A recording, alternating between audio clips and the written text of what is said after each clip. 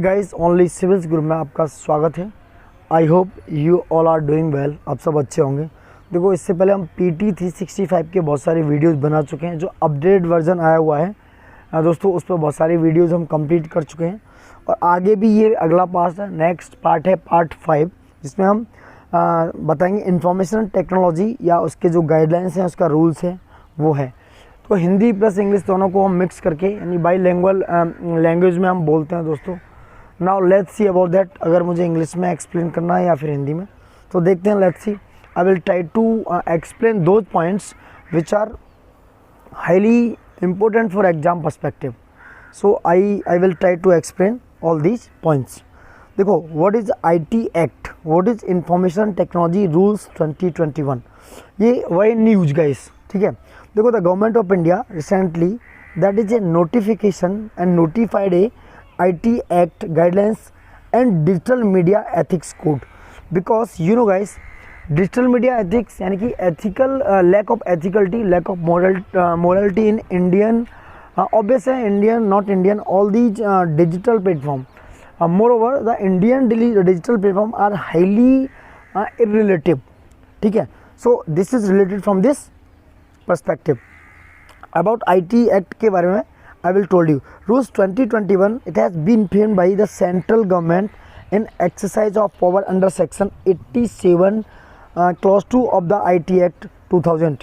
IT Act 2000 is very important for exam perspective, and whichever I want to tell you about that, which points which are very important for exams. So you can note down, you can write down, whatever you want to, you can do that.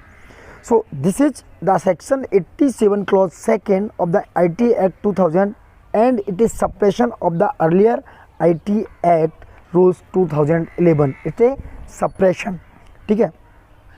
Now I am telling you about the 3 parts of this rule. Part 1 deal with important definition in the rules. Second is deals with regulation of social media intermediaries.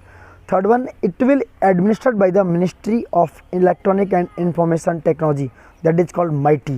So there are second part, this is complete, and third one is provide code of ethics and procedure and safeguards in relation to digital media and over the top, that is called OTT platforms, and online content curated platform, that is called OCCPs, you know. And third part is will be administered by the Ministry of Information and Broadcasting. That's all over the related with the IT Act 2000s, and I told you about that section 87 subclause 2 of the Information Technology Act 2000 in suppression of the earlier IT rules 2011. Now next one is guidelines related to social media intermediaries. What is guidance?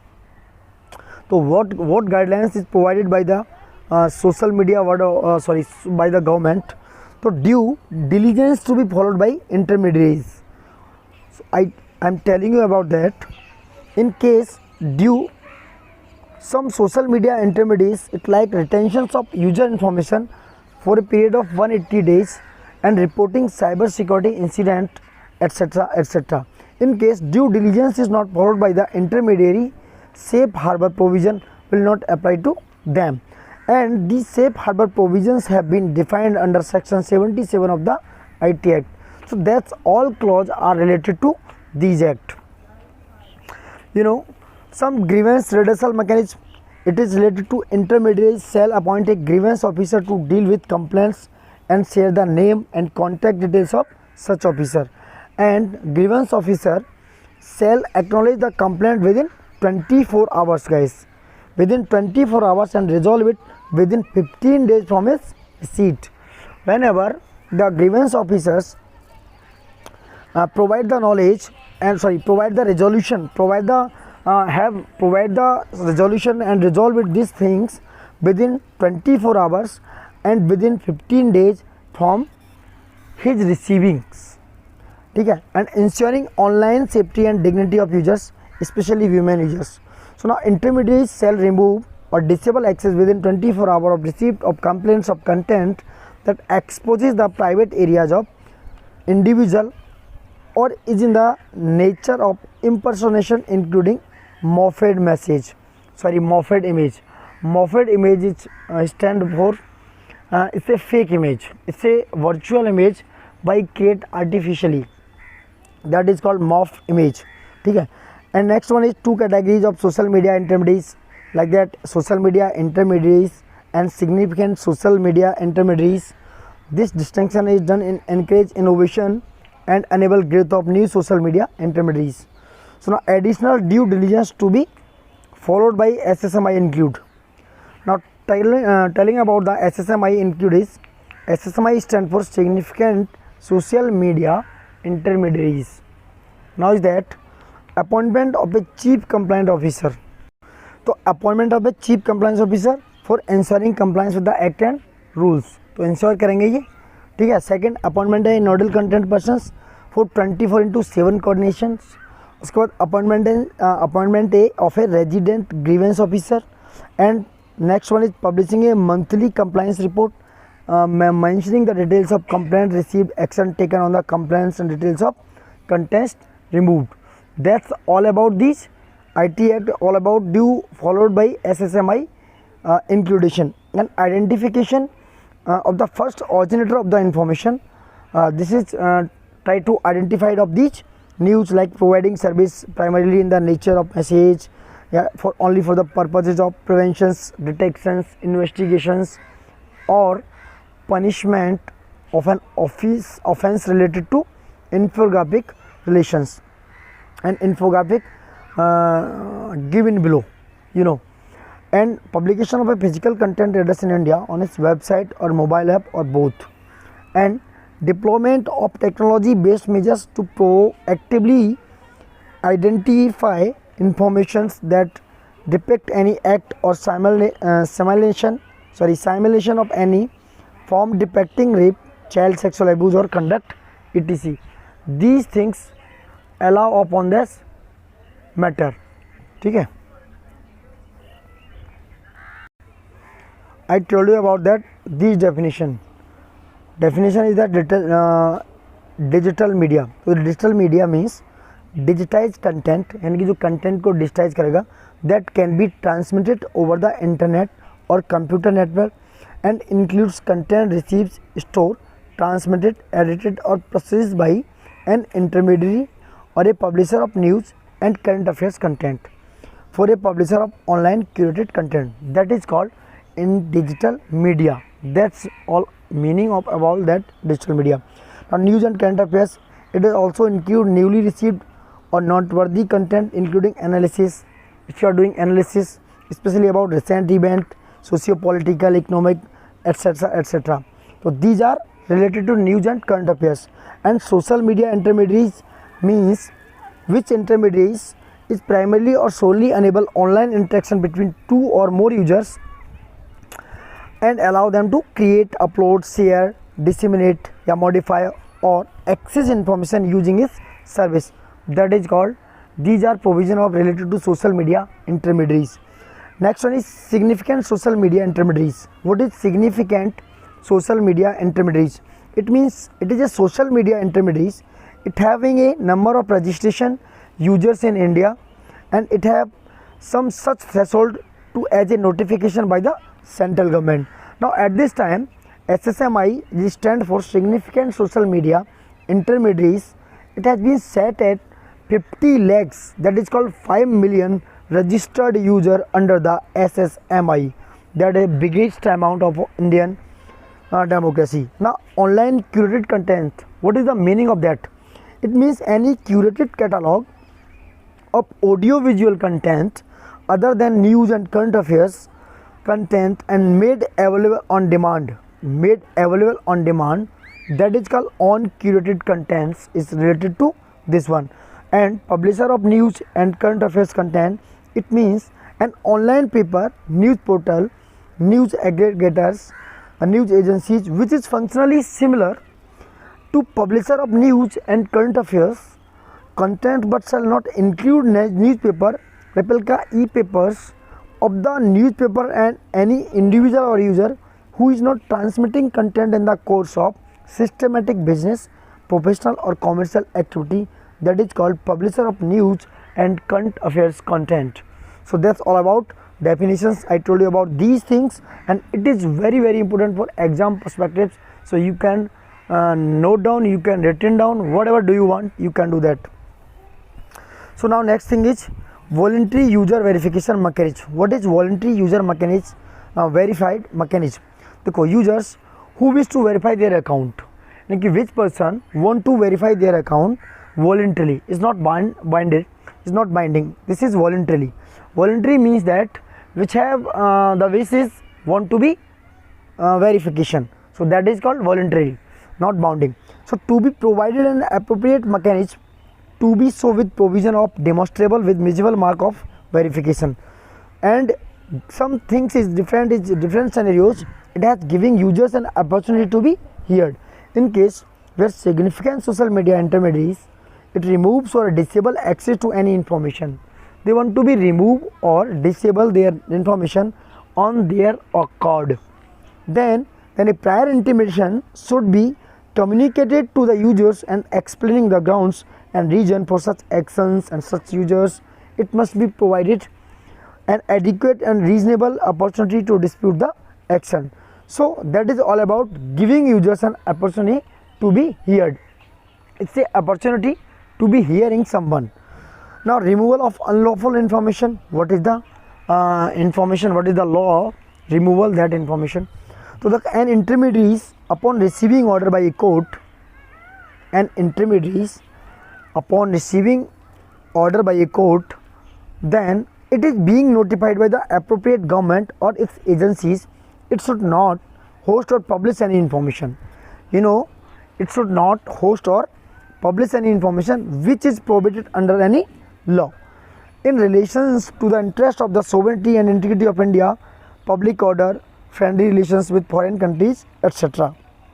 That's all about removal of unlawful informations. And what is the offenses regarding this act? Because sovereignty, integrity and security of India, that is a offensible comment. And friendly relations with foreign state, public order, incitement to an offense relating to the above, and rape, sexual explicit materials, child sexual abuse material punishable with imprisonment for a term of not less than 5 years.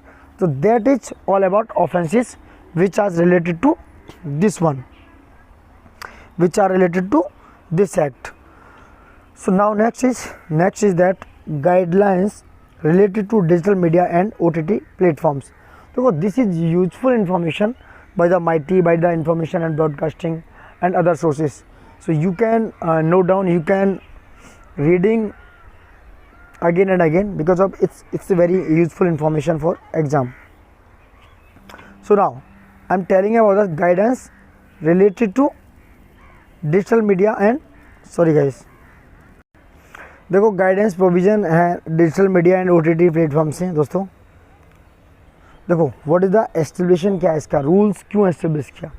तो एक soft touch था self regulatory architecture का and code of ethics and 3 tier grievance redressal mechanism था for news publisher, यानी कि जो news publish करते थे या जो OTT प्लेटफॉर्म पर अपनी मूवी या वगैरह वगैरह या अपनी वेब सीरीज़ या अदर थिंग्स रिलीज करते थे। And digital media they have been notified under section 87 of IT act. वो किसके, ये जो 87 ऑफ IT एक्ट 2000 का है उसके अंडर क्या थे, नोटिफाइड थे। वही एम्पावरिंग किया जाए किसको, इसकी पावर किसके पास है, वह इंफॉर्मेशन एंड ब्रॉडकास्टिंग मिनिस्ट्री के पास। वो क्या करेगी, तो information and broadcasting ministry is to implement this part of the rules which prescribe the following. तो देखो this is talking about code of ethics. Code of ethics क्या है फॉर OTT प्लेटफॉर्म या फॉर न्यूज़ पब्लिशर्स या other things के लिए।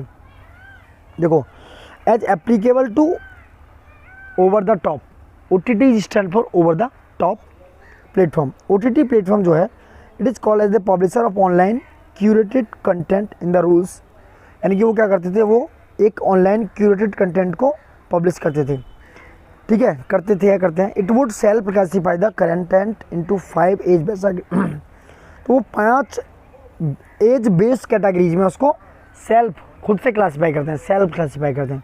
It's very important, no other body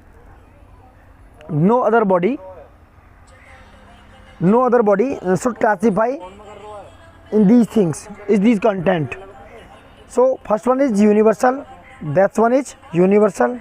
तो first one, there are 5 age based category है. Number 1 universal, जो कि अंडर एडल्ट 7+, अंडर एडल्ट 13+, और उसके बाद अंडर एडल्ट 16+, पर A adult, based on factor such as theme, message के बेस पे, वायलेंस बेस हो सकती है, nudity, drug and substance abuse etcetera. So these are 5 age based category for this OTT platform, guys. And second thing, this platform would be required to implement parental locks for content. उनके लिए क्या था, ये implement करेंगे parental lock for content के लिए. उन्होंने उसको क्लासीफाई किया अंडर 13+. तो देखो ये क्या कर रहे थे, लॉक फॉर कंटेंट जो क्लासीफाई था अंडर 13 वाले के लिए लॉक किया, या हायर था उससे उसके लिए. एंड जो रिलायबल एज है उसके लिए क्या था, it has a verification mechanism for content classified as a category, मतलब adult category. So that is it is the platform, it would be required to implement parental lock for those content. Third one is क्या था, platform should prominently display the classification rating. ठीक है, तो जो platform है it should be prominently display. ठीक है, वो डिस्प्ले कर सकता है एंड क्लासीफाई कर सकता है उसकी रेटिंग को. Like it have the each content और program together with a content descriptor and advisory on viewer description. जो व्यूअर का डिस्क्रिमिनेशन है, जो व्यूअर का एडवाइजरी ओपिनियन है, उसके बेस पे क्या होगा, साथ साथ जो कंटेंट है उसको वो क्या करेंगे, स्पेसिफाई करेंगे, उसको क्लासीफाई रेटिंग देंगे, एक रेट देंगे या एक रेटिंग उसके लिए डिस्प्ले करेंगे वो लोग. ठीक है, and it is the beginning of every program to enabling the users to make an informed decision is to prior to watching the program. So that's all about this platform to classify rating and measure to be taken to improve accessibility. Improve करेंगे accessibility of online curated content की by person with disabilities. क्यों, जो disable person है उसके लिए क्या करेंगे, वो अपने प्रोग्राम की एक्सेसिबिलिटी को इम्प्रूव करेंगे. क्या करेंगे, इम्प्रूव करेंगे. ठीक है, एंड जनरल प्रिंसिपल्स क्या है OTT शुड, तो OTT का जो जनरल प्रिंसिपल है that should be not transmit, not publish, exhibit any content which is prohibited under any law और बाय एनी कोर्ट. अगर ऐसा कोई कंटेंट है उसको क्या करेंगे, ना ट्रांसमिट करेंगे, ना उसको इम्प्लिसिट करेंगे, ना एग्जिट करेंगे. वैसा कंटेंट जो कि बहुत ज़्यादा यूज़फुल नहीं है, बहुत ज़्यादा क्या है, पब्लिश नहीं है, वैसे कंटेंट को वो क्या करेंगे, वो पब्लिश नहीं करेंगे, उसको प्रोहिबिटेड कर देंगे. And take into consideration in due the multi racial.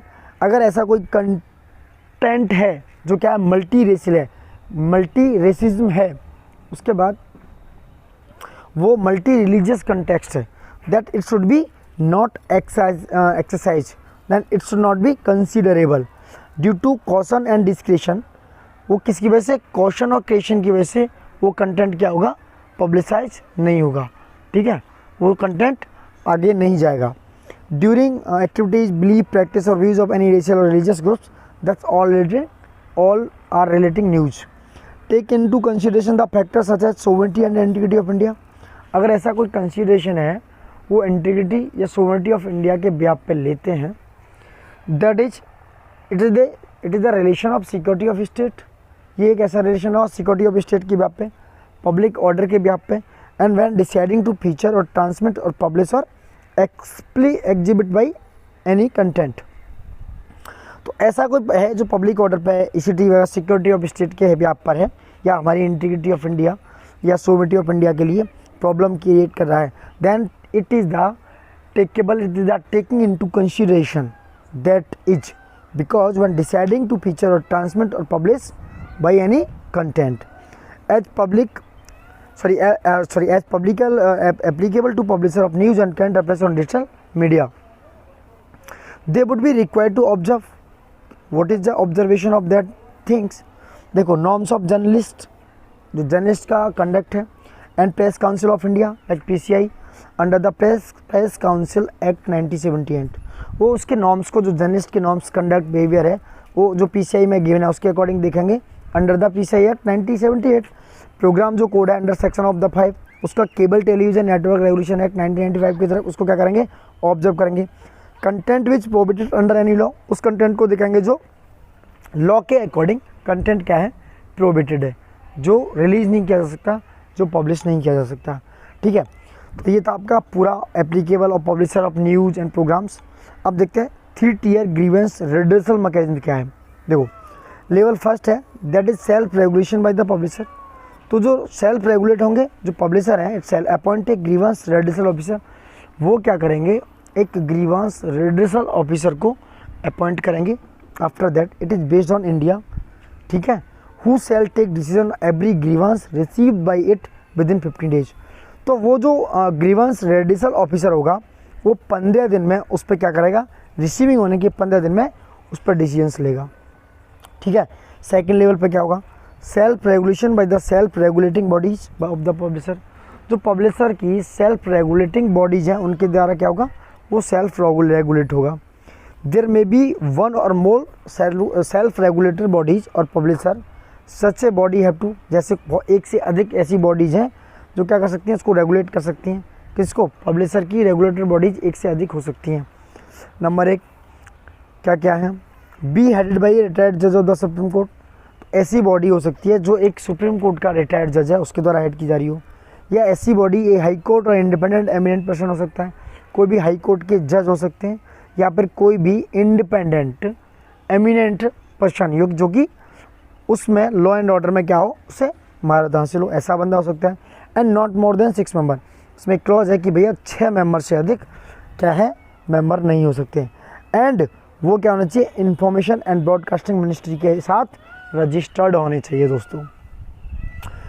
और क्या है, oversee the adherence by the publisher to the ethic code, code of ethics की ओवरसीज करना है, उसके एड्रेंस करना है, उसके एड्रेस पे एड्रेस ग्रीवेंसेस के through. And it not be in resolve by the publisher within 15 days. अगर वो 15 डेज के अंदर उसको क्या करता है, रिजॉल्व नहीं करता है, so there is a very very very highly respective content to the OTT platform या other platform. So there is a different scenario about that. अब talking about level 3 oversight mechanism की बात करते हैं। INB जो मिनिस्ट्री है, यानी कि information and broadcasting ministry, it's a ministry self formulate and oversight mechanism. ये क्या है, ओवरसाइट मैकेनिज्म पर देखभाल करती है, यानी कि जो पब्लिश है इससे charter for self regulating bodies including code of practice. वो एक ऐसा चार्टर भी हो सकता है जो कोड ऑफ एथिक्स से रिलेटेड है, ठीक है। And issue order any direction, issue order and direction to publishers for maintenance and adherence to the code of ethics. और ऐसे इशूज़ या ऐसे ऑर्डर्स या डायरेक्शन दे सकता है किसको, पब्लिशर को, जो मेंटेनेंस कर सके, एडेंस कर सके कोड ऑफ एथिक्स को, मोरल वैल्यूज़ को, ठीक है। एस्टेब्लिशन एक ऐसा डिपार्टमेंट, इंटर डिपार्टमेंटल कमेटी होगी जो ऐसे ग्रीवेंसेस को, जो ऐसी प्रॉब्लम्स को हियरिंग करेगी, ठीक है। तो ये सारी चीज़ें थी। उसकी रिकमेंडेशन हो सकती है, वार्निंग कर सकता है, वार्न कर सकता है, सेंसरशिप लगा सकता है, या उसको एडमोनिशिंग कर सकता है, रेप्रीमेंडिंग कर सकता है। So these all are things related to this content या this OTT platform over the top platforms, ठीक है। अब अदर रेगुलेशंस देखते हैं क्या है। Blocking of information in case of emergency, आप उस इन्फॉर्मेशन को केस ऑफ इमरजेंसी में ब्लॉक कर सकते हो।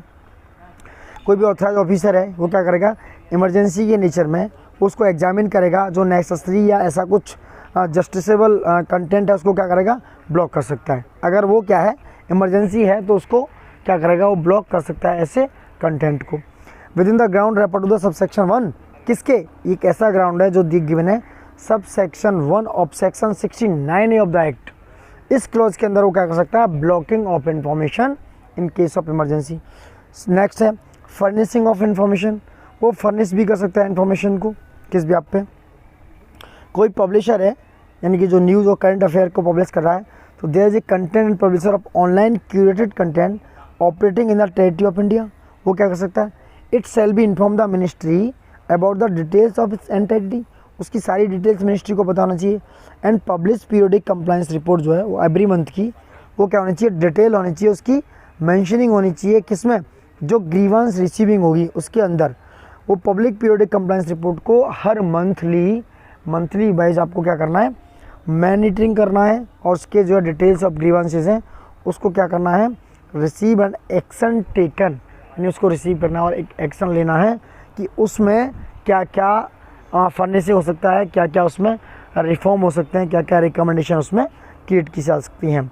सो that's all about IT act. देखो 3 टियर ग्रीवेंस रिडल्स मैकेनिज्म में फर्स्ट में है ministry of IB, that is called ministry of information broadcasting. ये इसका 3rd लेवल है दोस्तों। देखो फर्स्ट लेवल से बताता हूँ, ये पब्लिशर है ग्राउंड लेवल पे, ये फर्स्ट लेवल का है जो ग्रीवेंस करेगा रिडर्सल बाय पब्लिशर। कोई भी प्रॉब्लम क्रिएट हो जाए किसी पब्लिशर के द्वारा तो वो उसको रिडर्सल कर लेगा, उसको रीएड्रेस कर लेगा, ठीक है। उसके बाद दूसरा पॉइंट होता है सेल्फ रेगुलेटिंग बॉडीज होती हैं जो सेल्फ रेगुलेशन करेंगी सेकंड लेवल पे। After that ministry of information and broadcasting होगी जो 3rd लेवल पे है, that is central government oversight, it is under the ministry of IB। So this is the 3 tier grievance redressal mechanism all about the IT act. आप देख सकते हो बहुत सारी चीज़ें, पॉज करके भी देख सकते हो, कुछ चीज़ें अगर छूटी हैं तो। थैंक यू गाइस, यहाँ तक हम कंप्लीट कर चुके हैं। नेक्स्ट वीडियो बनाएंगे UAPA stand for unlawful activities prevention act पर। तो यहाँ तक रखते हैं आज के लिए। Thank you for watching it. देखते रहिए, प्लीज़ लाइक सब्सक्राइब शेयर। अब मुझे बताइए इंग्लिश या हिंदी का कैसे करना है, इंग्लिश में रखना है या हिंदी में, तो मुझे बताइएगा, मैं वही बनाऊँगा। Thank you for watching it and love you all. देखते रहिए और please like subscribe comment share, ये प्लीज़ ये तो बनता है और ये करते रहिए। Thank you friends.